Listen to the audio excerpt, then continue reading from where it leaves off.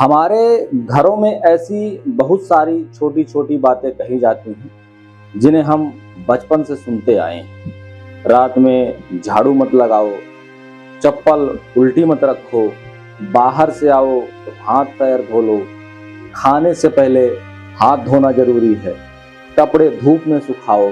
और कई बार हम इन बातों का कारण पूछते हैं, जानना चाहते हैं, तो जवाब मिलता है बस ऐसा ही होता आया है। लेकिन क्या आपने कभी सोचा है कि इन छोटी छोटी परंपराओं में से कुछ के पीछे हमारे पूर्वजों के समय की कोई न कोई व्यवहारिक समझ छिपी हो सकती है। आज हम किसी परंपरा को सही या गलत साबित करने नहीं आए हैं। आज हम सिर्फ यह समझने की कोशिश करेंगे कि पुराने समय में जब बिजली नहीं थी, आधुनिक सफाई के साधन नहीं थे, फ्रिज नहीं था, मेडिकल साइंस नहीं था, आज जैसा विकसित विज्ञान नहीं था, तब रोजमर्रा की जिंदगी को सुरक्षित रखने के लिए लोगों ने कौन कौन से तरीके अपनाए होंगे। और एक बात शुरुआत में ही साफ कर देता हूं कि हर परंपरा के पीछे वैज्ञानिक कारण होना जरूरी नहीं है। कुछ बातें धार्मिक हो सकती हैं, कुछ बातें सांस्कृतिक हो सकती हैं, कुछ सामाजिक हो सकती हैं, और कुछ का कारण समय के साथ बदल गया है। इसलिए आज की कहानी है आज की छोटी छोटी मान्यताओं और प्रथाओं के बीच, या कहें कि पुराने व्यवहारिक जो मान्यताएं हैं उनके पीछे के कारण। सबसे पहले बात करते हैं रात में झाड़ू लगाने की। आपने बचपन में जरूर सुना होगा कि रात में झाड़ू नहीं लगाना चाहिए। कई जगह इसके साथ धार्मिक मान्यताएं भी जुड़ी हुई होती हैं कि लक्ष्मी चली जाती है, या अन्य लोग कुछ भी कह सकते हैं। लेकिन अगर आप सोचें तो पुराने समय की परिस्थितियां और आज की परिस्थितियों को देखिए। आज हमारे घर में बिजली है, एलईडी बल्ब है, फर्श साफ करने के लिए वैक्यूम क्लीनर तक है।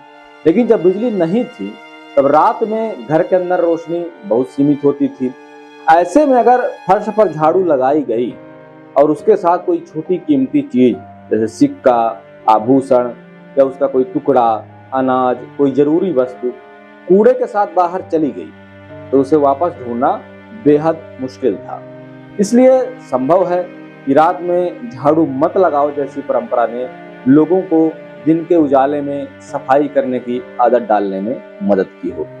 अब उसे धार्मिक मान्यता जोड़ देने से यह हो जाता है कि लोग उसका उपयोग, उसका अमल आसानी से करने लगते हैं। यानी मान्यता धार्मिक भाषा में आगे बढ़ी हो सकती है, लेकिन उसके पीछे कभी सुरक्षा और व्यवहारिकता की भी बात रही होगी। यह संभावना समझ में आती है।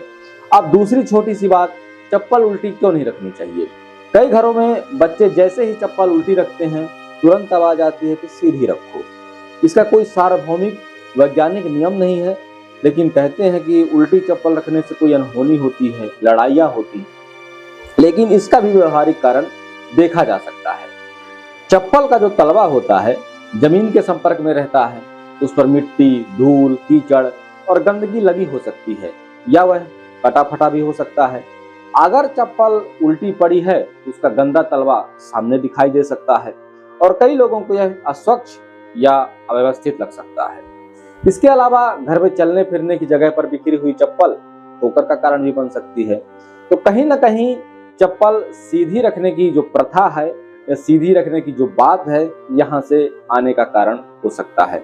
और कहा जाए तो यह एक अच्छी आदत भी है, लेकिन इसे चप्पल उल्टी हुई तो दुर्भाग्य आएगा, ऐसी वैज्ञानिक सच्चाई मान लेना सही नहीं होगा। अब आइए एक और ऐसी परंपरा, इसका वैज्ञानिक पक्ष आज भी बहुत मजबूत है, जैसे बाहर से घर आने पर हाथ पैर धोना। पुराने समय में लोग खेतों में जाते थे, जानवरों के संपर्क में आते थे और मिट्टी, धूल, कचरे, अलग अलग सतहों के संपर्क में रहते थे। और घर में वही हाथ अगर खाने तक पहुंच जाएं, तो सोचिए क्या होता। गंदगी और सूक्ष्म जीव घर के अंदर भी पहुंच सकते थे। आज मेडिकल साइंस साफ तौर पर बताता है कि हाथों की स्वच्छता संक्रमण को कम करने का सबसे महत्वपूर्ण और आसान तरीका है। यानी जो पहले चीज एक धार्मिक मान्यता या प्रथा के रूप में अपनाई गई, उसका वैज्ञानिक कारण भी है। इसलिए पहले हाथ पैर धो लो फिर घर में आओ, सिर्फ एक अच्छी पुरानी आदत नहीं, एक अच्छी हाइजीन प्रैक्टिस भी है। इसी से जुड़ी एक और आदत है खाने से पहले हाथ धोना। आज हम साबुन और पानी का इस्तेमाल करते हैं, लेकिन पुराने समय में साबुन हर जगह उपलब्ध नहीं थी। फिर भी भारतीय परंपराओं में भोजन से पहले हाथ साफ करने का जोर मिलता है। क्यों? क्योंकि हाथ सीधे भोजन के संपर्क में आते हैं और भोजन मुंह में जाता है। इससे गंदगी अगर मुंह में चली गई तो वायरस तो जाएंगे ही जाएंगे। अगर हाथ गंदे हैं तो वही गंदगी भोजन के साथ शरीर में जा सकती है। यानी जिस बात को कभी परंपरा के रूप में सिखाया गया, आज उसे हम हैंड हाइजीन के नाम से जानते हैं। अब बात करते हैं कपड़े और बिस्तर धूप में सुखाने की बात। पुराने घरों में धूप का महत्व बहुत था। कपड़े धोने के बाद उन्हें खुले में या धूप में सुखाना आम बात थी। आज विज्ञान हमें बताता है कि सूर्य की जो किरणें होती हैं, उसका जो प्रकाश होता है, यूवी रेडिएशन होता है, कई प्रकार के सूक्ष्म जीवों को नुकसान पहुंचा सकते हैं। धूप में कपड़े और बिस्तर सुखाने की परंपरा का स्वच्छता से संबंध माना गया है। अब यह पुरानी परंपरा के रूप में माना जाता है, लेकिन वर्तमान में भी तो इसको वैलिडेशन दी गई है। इसके अलावा धूप में कपड़े अच्छी तरह सूख जाते हैं और नमी लंबे समय तक बनी रहे और उसमें कुछ बदबू या सूक्ष्म जीवों की वृद्धि संभावना भी बढ़ सकती है, इसलिए धूप में सुखाना आवश्यक है। इसलिए हमारे पूर्वजों के पास आधुनिक वॉशिंग मशीन और ड्रायर तो नहीं थे, लेकिन उनके पास था सूरज और उन्होंने उसे रोजमर्रा की जिंदगी का हिस्सा बना लिया। अब एक और दिलचस्प बात, घर में प्रवेश करने से पहले जूते चप्पल बाहर उतारना। कई भारतीय घरों में आज भी यह परंपरा है। पुराने समय में लोग बाहर की मिट्टी, गोबर, धूल, खेतों की गंदगी और दूसरी चीजों के संपर्क में रहते थे। अगर वही जूते लेकर घर के अंदर चले जाएं, तो बाहर की गंदगी घर के फर्श तक पहुंच जाएगी और घर गंदा हो जाएगा, संक्रमण हो जाएगा, बीमारियां आ जाएंगी। आज भी घर के अंदर फुटवेयर न ले जाना एक प्रैक्टिकल हाइजीन मेजर हो सकता है। अब आते हैं एक बहुत प्रसिद्ध परंपरा पर, अंत्येष्टि के बाद स्नान करना।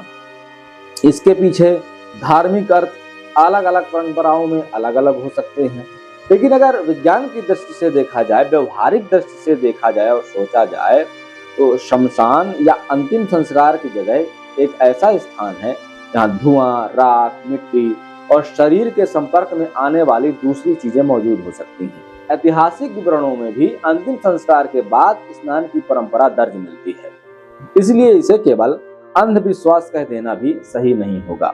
यह संभव है कि धार्मिक शुद्धि की अवधारणा और साथ साथ सफाई और सामाजिक स्वास्थ्य का उद्देश्य भी जुड़ा रहा हो।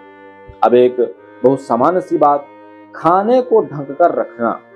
पुराने समय में फ्रिज नहीं था, किचन आधुनिक नहीं था, मक्खियां, कीड़े, धूल आसानी से भोजन तक पहुंच सकते थे और गंदगी फैला सकते थे।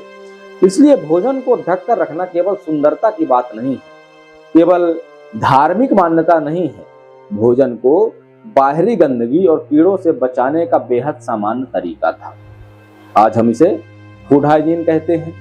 हमारे पूर्वज शायद इसे किसी और भाषा में समझते रहे हों या समझाते रहे हों, मान्यता के रूप में समझाते रहे हों, लेकिन समस्या वही थी, खाना सुरक्षित कैसे रखा जाए। अब बात करते हैं रात में नाखून काटने की मनाही को। इस पर कोई वैज्ञानिक प्रमाण नहीं है कि रात में नाखून काटने से अपने आप कोई दुर्भाग्य आता है या लक्ष्मी चली जाती है या कोई अनहोनी होती है। लेकिन पुराने समय की परिस्थितियां अगर आप विचार करें या याद करें, तो उस समय ना बिजली थी, ना अच्छी रोशनी थी, ना प्रकाश था। अगर अंधेरे में या कम रोशनी में नाखून काटे जाएं, तो उंगली कटने की संभावना बढ़ सकती थी, और अगर नाखून का छोटा टुकड़ा गिर जाए, उसे ढूंढना भी मुश्किल होता था। इसलिए संभव है कि रात में नाखून मत काटो जैसी सलाह एक व्यवहारिक आधार, रोशनी और सुरक्षा के कारण रही हो, जो एक प्रैक्टिकल रूप में देखी जा सकती है।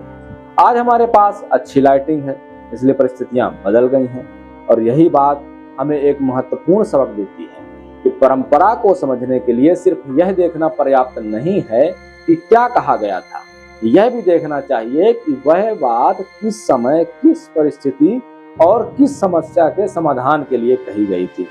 आंखें मूंदकर किसी को परंपरा मान लेना या अंधविश्वास मान लेना गलत है। उसका अगर एक वैज्ञानिक रीजन मिल जाए तो अच्छी बात होती है, क्योंकि हमारे पूर्वजों ने अपनी परिस्थितियों के हिसाब से बहुत सी आदतें विकसित की हैं। कुछ आदतें स्वास्थ्य और स्वच्छता से जुड़ी हुई थी, कुछ सुरक्षा से, कुछ सामाजिक व्यवस्था से, कुछ धार्मिक विश्वासों से और कुछ सिर्फ उस समय की जीवन शैली का हिस्सा थी।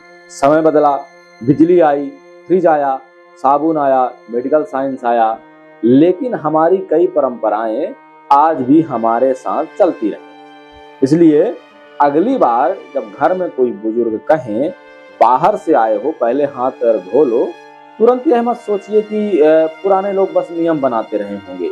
यह भी सोचिए कि इसका वैज्ञानिक तो रीजन भी है। हो सकता है उस एक वाक्य में सैकड़ों सालों की जीवन व्यवहार की समझ छिपी हो। लेकिन दूसरी तरफ अगर कोई कहे ऐसा नहीं किया तो निश्चित रूप से अनहोनी होगी, पाप होगा, लक्ष्मी चले जाएगी, तो वहां सवाल पूछना जरूरी है। क्योंकि विश्वास और अंधविश्वास में एक पतली रेखा के समान अंतर होता है कि परंपरा का सम्मान और वैज्ञानिक सोच दोनों एक साथ चल सकते हैं। हमें ना तो हर पुरानी बात को अंधविश्वास कहकर खारिज करना है और ना ही हर पुरानी बात को विज्ञान घोषित करना है।